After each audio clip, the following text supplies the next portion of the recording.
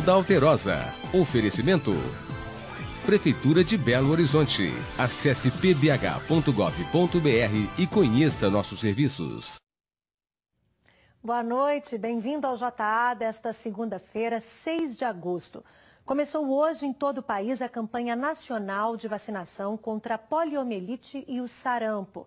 A expectativa do Ministério da Saúde é vacinar mais de 11 milhões de crianças em todo o Brasil até o dia 31 de agosto.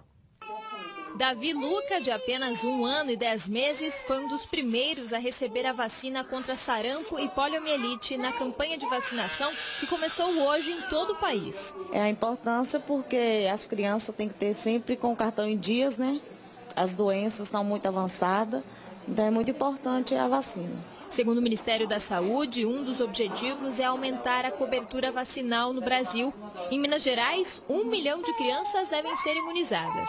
É super importante, você faz bem para ele, chora agora, mas depois ele vai sorrir. O público-alvo são crianças de 1 e menores de 5 anos, independente da situação vacinal.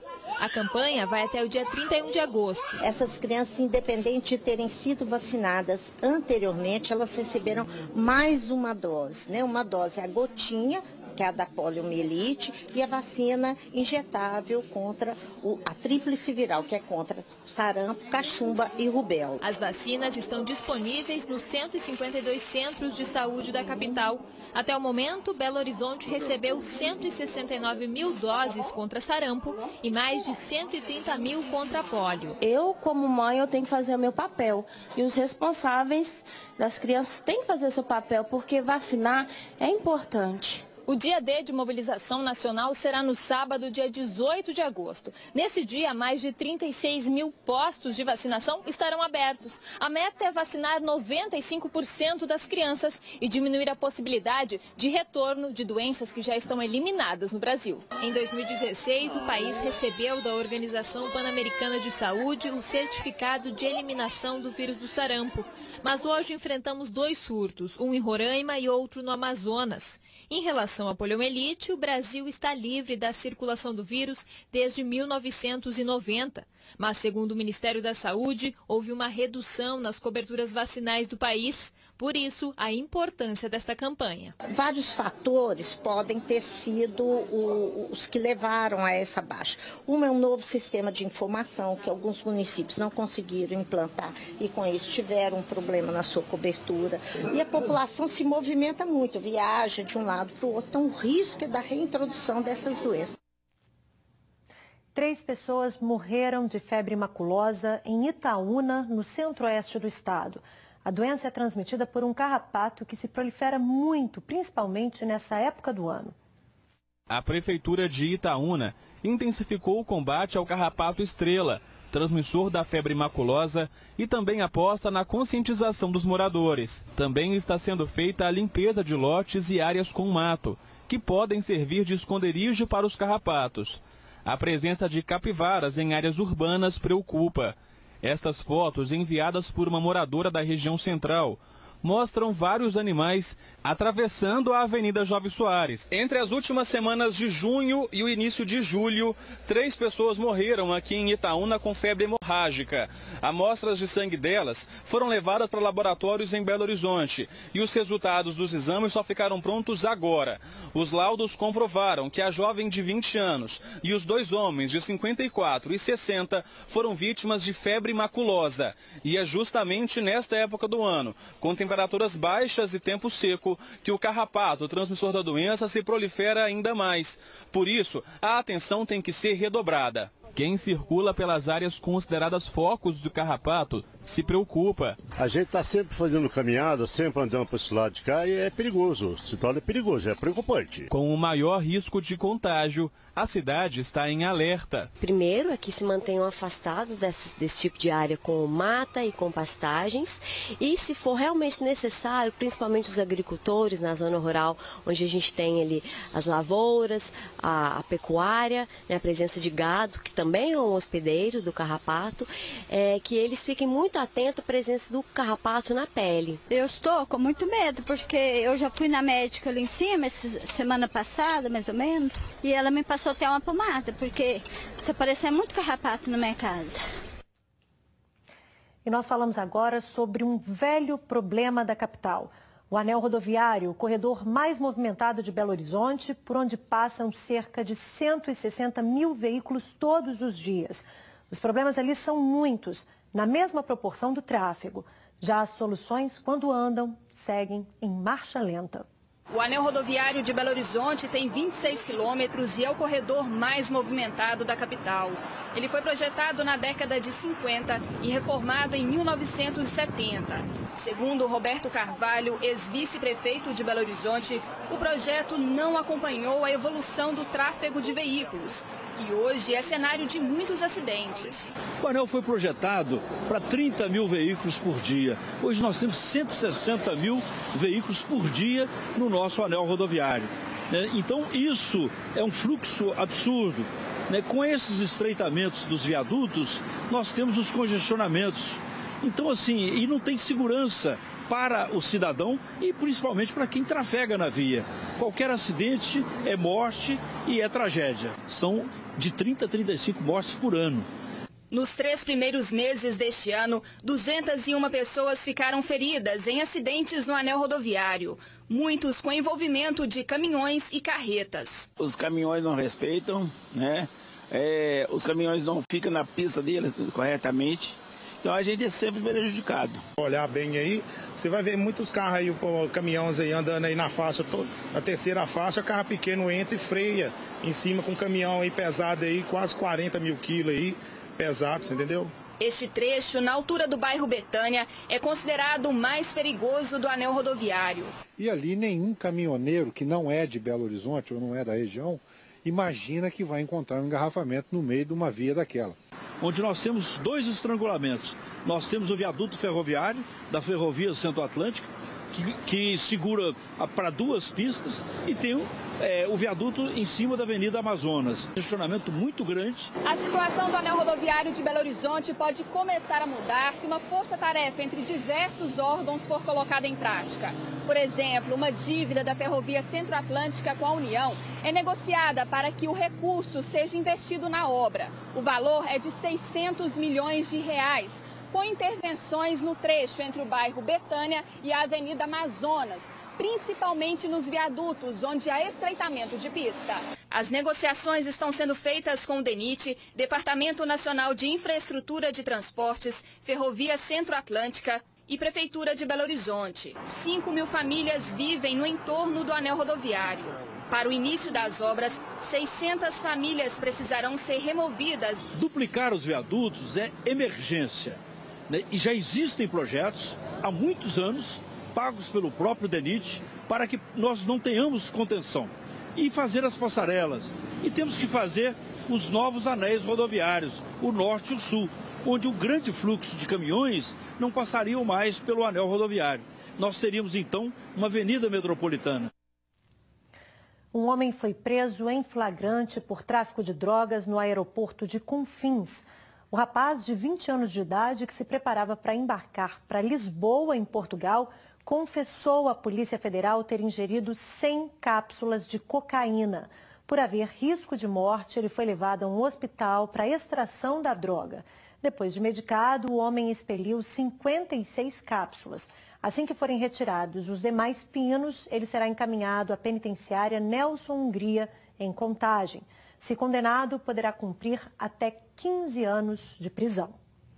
Uma padaria foi assaltada hoje na região da Savassi, aqui em BH. Os funcionários foram feitos reféns quando chegavam para trabalhar. Câmeras de segurança flagraram a chegada e a ação dos criminosos. 2 funcionários já estão na padaria quando o ladrão chega. Assim que os funcionários entraram, ele chegou, subiu a porta devagarzinho para ninguém escutar, entrou e foi até a produção e rendeu os funcionários que já estavam lá. Os criminosos estão de agasalho com capuz. Um deles rende o padeiro e em seguida a funcionária. Os 2 são obrigados a se deitar no chão. Nesta outra câmera, dá para ver o momento em que a supervisora chega e vai ligar os caixas. Ela deixa a bolsa no balcão. O bandido sai do fundo da padaria e vai até a moça. Ele anuncia o assalto com a arma na mão e, em seguida, leva a refém para o local onde os outros já estão.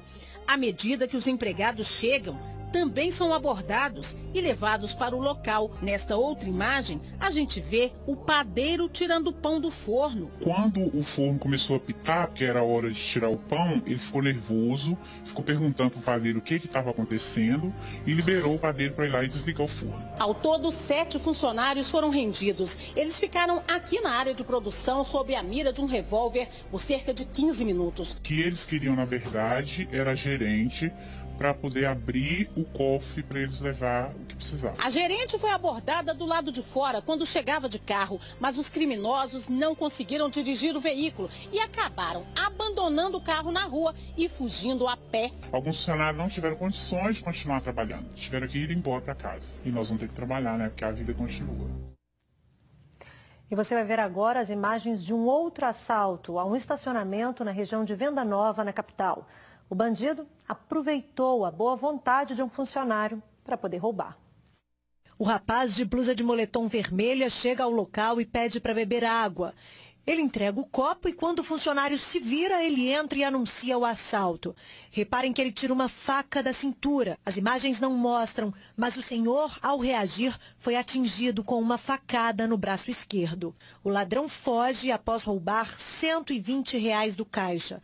Segundo o dono do estacionamento, o homem foi reconhecido por clientes do local como autor de diversos crimes na região. A Polícia Civil instaurou um inquérito e está procurando pelo bandido. Esta é a primeira vez que será possível votar fora da sua cidade, mas dentro do estado. Quem explica pra gente sobre o voto em trânsito é a repórter Denise Guerra.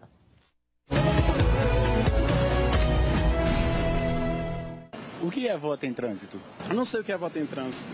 Você sabe que vai estar viajando no dia da eleição, você previamente faz um cadastro para você conseguir votar nessa localidade. É isso mesmo? O voto em trânsito começou em 2010, mas esta será a primeira vez que os eleitores poderão votar fora do domicílio eleitoral no mesmo estado para todos os cargos. Essa, então, é uma medida tomada no sentido de favorecer o eleitor que deseja votar. Ele não quer justificar a ausência, ele quer votar. Então, ele estando fora do seu município de origem e estando dentro do estado de Minas Gerais, ele vai poder votar em todos os candidatos, porque são os mesmos candidatos em todo o estado. E se ele estiver fora do estado, ele vai poder votar para presidente. O voto em trânsito é válido somente para eleitores de municípios com mais de 100 mil eleitores. Em Minas Gerais, 18 cidades podem receber o eleitorado em trânsito. O requerimento deve ser feito até 23 de agosto. O eleitor pode solicitar o voto em trânsito para o primeiro turno, segundo ou em ambos. Eu voto na minha cidade natal, em Divinópolis, no centro-oeste do estado. Mas como eu estou morando em Belo Horizonte, vou trabalhar nas eleições, vou solicitar o voto em trânsito. Para isso é bem simples, basta apresentar a carteira de identidade. Eu estou aqui com a Helenita, que vai fazer o meu processo. Vamos lá? Os dados foram coletados e eu escolhi um novo local de votação. E em menos de 3 minutos o processo foi concluído e eu já estou apta a votar em Belo Horizonte. Agora basta só assinar aqui e já está tudo certo. Em 2014, 4 mil eleitores votaram por este sistema na capital. Para este ano, a possibilidade de votação em 15 presídios e 17 centros de internação de adolescentes em Minas. Justiça Eleitoral é que está encaminhando isso junto com os estabelecimentos penais para que possa ver quais os presos estarão, né, em outubro e para poderem fazer a sua transferência provisória também. Caso o eleitor não possa votar no dia 7 de outubro, a justificativa continua obrigatória. Se a pessoa fez o requerimento do voto em trânsito, né, mas acabou não estando no local, ela vai ter que justificar normalmente como estando fora do seu domicílio eleitoral. Basta ele ir em qualquer sessão eleitoral onde ele vai estar, né, preencher o formulário de justificativas com todos os dados e o mesário vai lançar isso na urna eletrônica e justificar a sua ausência. E atenção, porque o voto em trânsito é provisório. Após a eleição, o município original dele volta a ser o município oficial dele. É uma transferência provisória que visa atender a necessidade daquele eleitor que deseja votar e sabe onde estará no dia da eleição e se não for o seu domicílio eleitoral original. Agora é hora de saber como vai ficar o tempo nesta terça-feira em todo o estado.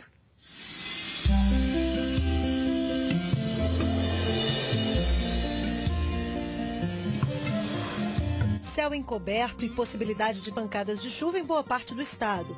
No norte, sol entre nuvens e névoa seca. Em Belo Horizonte, mínima de 18 e máxima de 24 graus.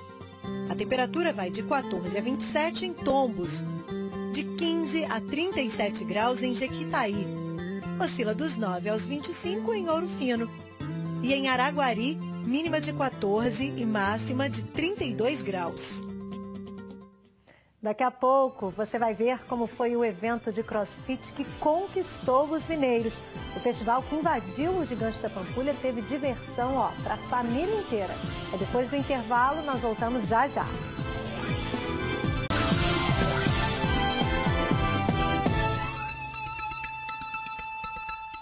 Aconteceu neste fim de semana, no Mineirão, aqui em BH, a primeira edição do BOP Games.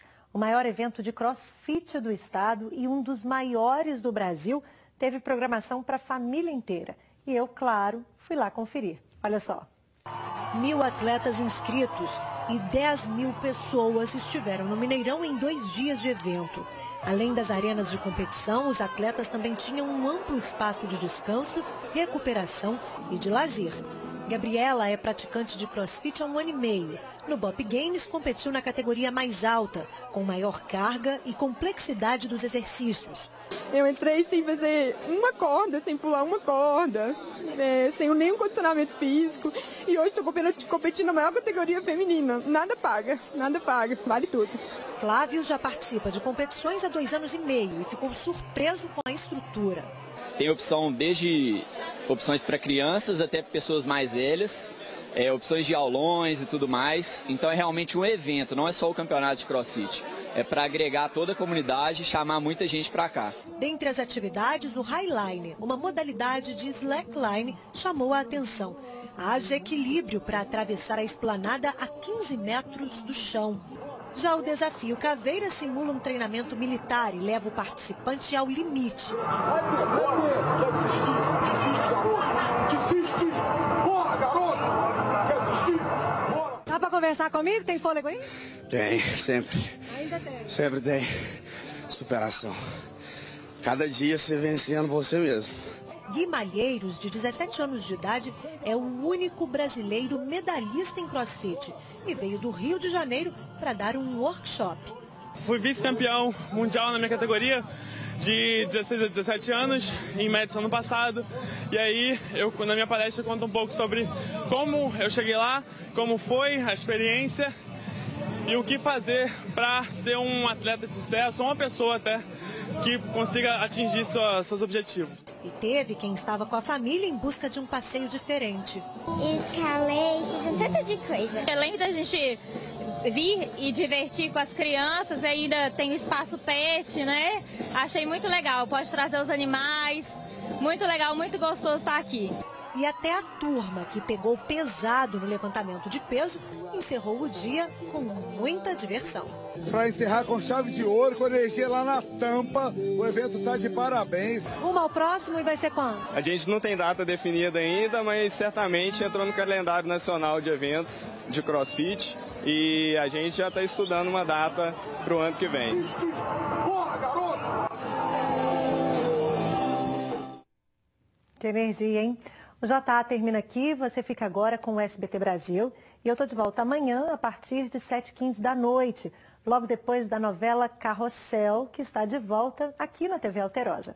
Uma ótima semana para você e até lá. Tchau!